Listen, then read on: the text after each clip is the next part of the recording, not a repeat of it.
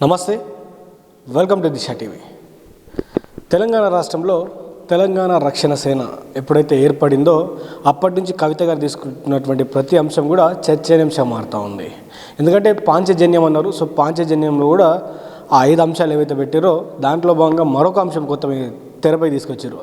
అదే కవిత మొన్న చెప్పినటువంటి భూలక్ష్మి పథకం. సో కవిత గారి భూలక్ష్మి పథకంలో ద్వారా ఎవరైతే భూమి లేనట్టు వారందరికీ కూడా ఎకరం చొప్పున భూమి ఇస్తా అని చెప్తా ఉన్నారు. సో సాధ్యమయ్యేటువంటి పనేనా? ఎందుకంటే రాష్ట్రంలో ఉన్నటువంటి అందరికీ తలా ఒక ఎకరం అంటే అసలు సాధ్యమైన పనేనా? అసలు ఎందుకు ఆ పథకాన్ని అమలు చేయాలనుకుంటున్నారు, మరి ఎవరికి ఇవ్వాలనుకుంటున్నారనే దాని మీద క్లారిటీ లేదు. మాట్లాడదాం. మనతో పాటు టీఆర్ఎస్ రాష్ట్ర నాయకులైనటువంటి ఇస్మాయిల్ గారు మాట్లాడే ప్రయత్నం చేద్దాం. మొదటగా మీకు కానీ మీ అధినేత్రికి కానీ ఎందుకు భూలక్ష్మి పథకం కావచ్చు భూములు పంచాలనే ఆలోచన వచ్చింది? భూమి అనేది ఈ సమాజంలో సగటు కుటుంబానికి ఒక గౌరవం ఇచ్చేటటువంటి ఆస్తి, అట్లాగే భరోసానిచ్చేటటువంటి ఆస్తి, అన్నిటికీ మించి ఆత్మగౌరవంతో కూడినటువంటి ఒక ఆస్తిగా మనం భూమిని చూడవచ్చు. ఈ దేశంలో అత్యధికంగా భూమి లేని పేదలు ఉన్నారనేటువంటి మాట వాస్తవం. 60% పైన వ్యవసాయ ఆధారితంగా జీవించేటటువంటి ప్రాంతంగా కూడా మనది ఉంది. ఈ క్రమం లోపల ఇప్పటికి కూడా పేదవాడి చేతిలో భూమి లేదు. ఒక సగటు కుటుంబం తను బతుకుతూ తన పిల్లల్ని చదివించడం కోసం చేసే ప్రయత్నాల్లో భూమి లేని కారణంగా కనీసం గ్రామంలో అప్పు పుట్టేటటువంటి పరిస్థితి లేదు, తర్వాత గౌరవం దక్కే పరిస్థితి లేదు, ఒక భరోసా భవిష్యత్తులో ఇచ్చేటటువంటి పరిస్థితి లేదని ఒక ఆవేదన ఆందోళన ఎక్కువ మంది ప్రజల్లో ఉన్నది.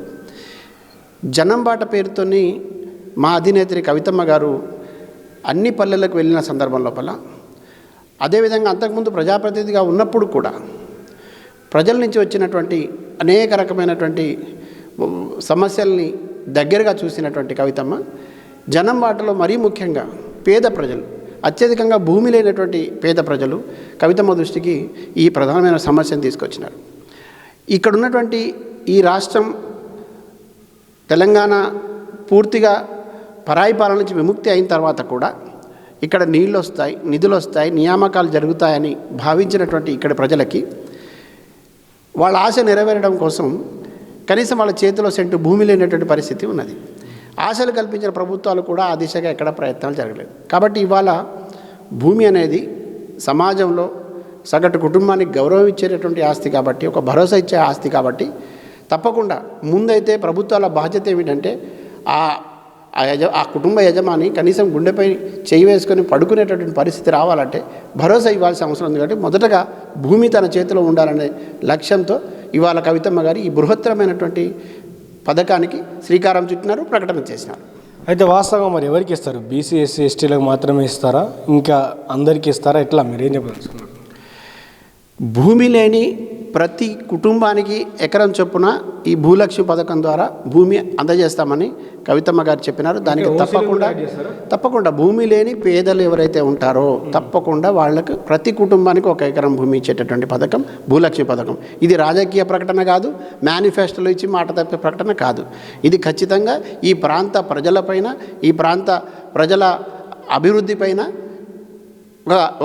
ఒక విజనరీ లీడర్ తీసుకున్నటువంటి నిర్ణయం ఇది. మరి భూమి ఉందా? అంతమందికి వేయడానికి, అన్ని కుటుంబాలకి వేయడానికి భూమి ఉందా అంటే ఏం చెప్తారు? మరి మీరు పోడు భూములాగా మళ్ళీ అవే భూములు ఇచ్చేసి అట్లా ఏమైనా చేస్తారా? ఎట్లా అంటే చూడండి బ్రదర్, ఇప్పటి వరకు నాకు తెలిసి ఉదాహరణకు చెప్పుకుందాం మనం.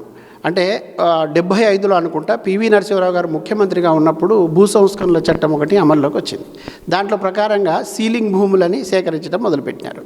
అప్పటి నుంచి మొదలుకుంటే ఈ రోజు వరకు కూడా లక్షలాది ఎకరాలు ప్రభుత్వ ఆధీనం లోపల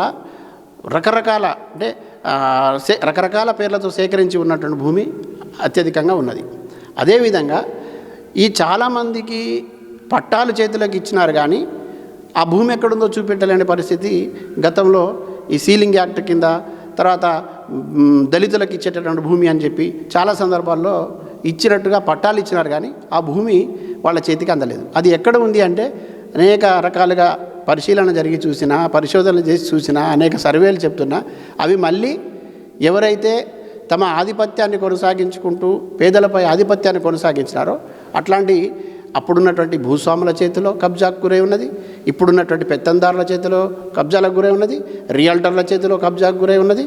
ముఖ్యంగా ప్రభుత్వ కనుసన్నలలో అధికారం చెలాయించేటటువంటి చాలామంది బడా నేతల చేతుల్లో ఇప్పటికి కూడా ఆ భూమి అట్లా అక్రమాలకు గురై వాళ్ళ కూరల్లో చిక్కున్నది. ఇట్లాంటి లక్షలాది ఎకరాల భూమిని తప్పకుండా మేము అధికారంలోకి వచ్చిన తర్వాత అది ప్రజలకు పంచే ప్రయత్నం చేస్తాం, ప్రజలకు ఇవ్వడానికి ప్రయత్నం చేస్తాం. గతంలో కేసీఆర్ గారు కూడా దళితులకు 3 ఎకరాల భూమి ఇస్తా అని చెప్పారు, ఇవ్వలేకపోయారు. సో అక్కడ కవిత గారు అదే పార్టీలో ఉన్నారు, 10 సంవత్సరాలు అక్కడ ఉన్నటువంటి పరిస్థితి. సో అక్కడ కూడా భూములు ఇవ్వలేనటువంటి కవిత గారు ఓన్లీ దళితులకు, ఓన్లీ ఎస్సీలకే భూములు ఇవ్వలేనటువంటి పరిస్థితిలో ఈరోజు రాష్ట్రం మొత్తం అంటే ఆ రోజు ముఖ్యమంత్రి గారే స్వయంగా అసెంబ్లీలో ప్రకటించినటువంటి పరిస్థితి, అక్కడ కవిత గారు కూడా ఉన్నటువంటి పరిస్థితి. అంటే భూములు పంచడానికి ఏడున్నాయి, ఏం లేవని చెప్పినటువంటి పరిస్థితి. సో ఈరోజు ఏం భరోసా ఇచ్చి మీరు ఈ మాట చెప్తా ఉన్నారు? మనసుంటే మార్గం ఉంటుంది అంటారు.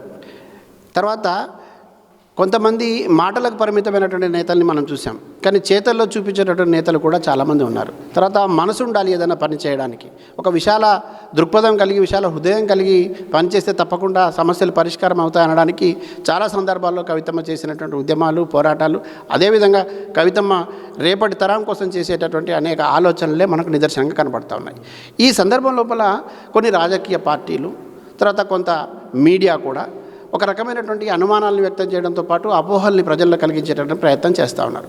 నేను చాలా స్పష్టంగా చెప్పదలుచుకున్న కవితమ్మను అనుసరించేటటువంటి నాయకుడిగా, తెలంగాణ రక్షణ సేన నాయకుడిగా, ఇవాళ మాట తప్పినటువంటి నాయకులు, హామీలు ఇచ్చి విస్మరించిన నాయకులు, ప్రజల్ని మోసగించిన నాయకులు వరుసగా చరిత్రలో వాళ్ళ పరిస్థితి ఏమిటి అనేది ఒకసారి మనం పరిశీలించాలి. వాళ్ళందరినీ ఇంట్లో కూర్చోపెట్టారు ప్రజలు. ఈ మాట తప్పినటువంటి ప్రభుత్వాలు, నాయకులు ఎవరైనా కూడా ఇంట్లో కూర్చొని ఉన్నారు. వాళ్ళు చేసినటువంటి తప్పిదాలు భవిష్యత్తులో జరగకూడదు.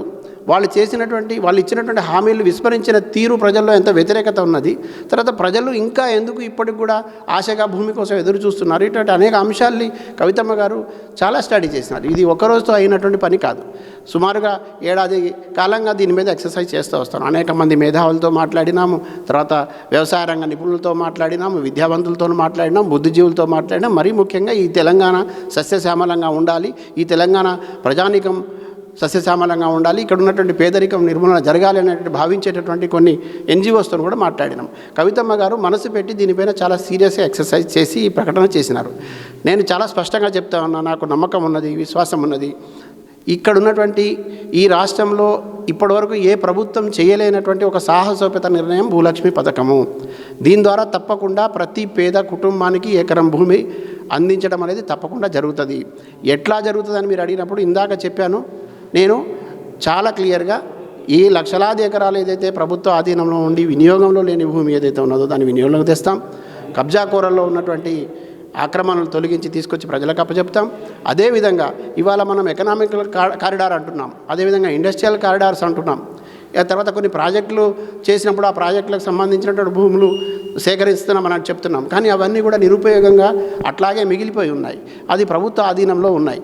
అట్లా నిరుపయోగంగా ఉండేటటువంటి కంటే కూడా వ్యవసాయ ఆధారితంగా బ్రతుకుతున్నటువంటి ఇక్కడి ప్రజలకు సంబంధించి వాటికి ఖచ్చితంగా ఎకరం చొప్పున అందించడం ద్వారా ఇండస్ట్రియల్ కారిడారు, ఎకనామికల్ కారిడార్ చెప్పడం ఎందుకు, రేపు వ్యవసాయ కారిడారే, అగ్రికల్చర్ కారిడార్ని మనం నిర్మించవచ్చు కదా, రైతుకు సంబంధించినటువంటి ప్రయోజనాలు చేయడానికి ప్రయత్నం చేయవచ్చు కదా, ప్రతి కుటుంబానికి ఒక భరోసా ఇవ్వచ్చు కదా, ప్రతి కుటుంబం కూడా ఆత్మగౌరవంతో ఉండేటటువంటి ప్రయత్నం మనం చేయవచ్చు కదా అనే ఆలోచన కవితమ్మ గారు చేశారు. కాబట్టి ఆ ఆలోచనకు అనుగుణంగా ఈ భూలక్ష్మి పథకాన్ని తప్పకుండా చాలా పారదర్శకంగా అమలు చేసేటువంటి ప్రయత్నం చేస్తాం. Thank you. ఇది టీఆర్ఎస్ నాయకులైనటువంటి ఇస్మాయిల్ చెప్తా ఉన్నారు. భూలక్ష్మి పథకం ఎప్పుడైతే ప్రకటించారో చాలా అపోహలు ఇప్పటికి కూడా ఉన్నాయి. ఎందుకంటే గతంలో సాధ్యం కాలేదు. సో ఇప్పుడు సాధ్యమవుతుందా లేదా అనేది పక్కన పెడితే, సో వాళ్ళు అధికారంలోకి వచ్చిన తర్వాతనే మొట్టమొదటిగా భూలక్ష్మి పథకాన్ని మరి అమలు చేస్తామంటా ఉన్నారు. సో చూద్దాం మరి రానున్నటువంటి రోజుల్లో ఈ భూలక్ష్మి పథకం ఇటు టీఆర్ఎస్ పార్టీ తీసుకొచ్చినటువంటి అంశాన్ని మరి ఇంకేదైనా పార్టీ ఎత్తుకుంటుందా? ఎందుకంటే గతంలో కేసీఆర్ టీఆర్ఎస్ పార్టీ, ఇప్పుడు బీఆర్ఎస్ పార్టీ ఆ అంశాన్ని ఎత్తుకొని మాకు ఇవ్వలేనటువంటి పరిస్థితి, భూములు లేవంటూ కూడా ఆ రోజు చేతులు ఎత్తేసినటువంటి పరిస్థితి. మరి వీరు కూడా అధికారంలోకి వచ్చిన తర్వాత మరి చేతులు ఎత్తేస్తారా, లేకపోతే నిజంగానే ఈ ప్రజల స్వలాభం కోసం, ఈ ప్రజల కోసం వీళ్ళకు సంబంధించినటువంటి అంశంలో మరి ఎంతవరకు వీరు నిజంగానే మాకు మనసు ఉందంటా ఉన్నారు. సో మనసు ఉందా లేదా వీళ్ళ అధికారంలోకి వచ్చిన తర్వాత, లేకపోతే ఈ పథకం గురించి మరి ఇప్పుడున్నటువంటి ప్రభుత్వాలు కావచ్చు, లేకపోతే రానున్నటువంటి ప్రభుత్వాలు ఏమన్నా వారి దృష్టికి ఎంతవరకు తీసుకెళ్తారు, ఎంతవరకు పేదలకు భూమి వచ్చే విధంగా వీరు పోరాడుతూ కూడా వేచి చూద్దాం. చూసి ఉండండి దిశ టీవీ.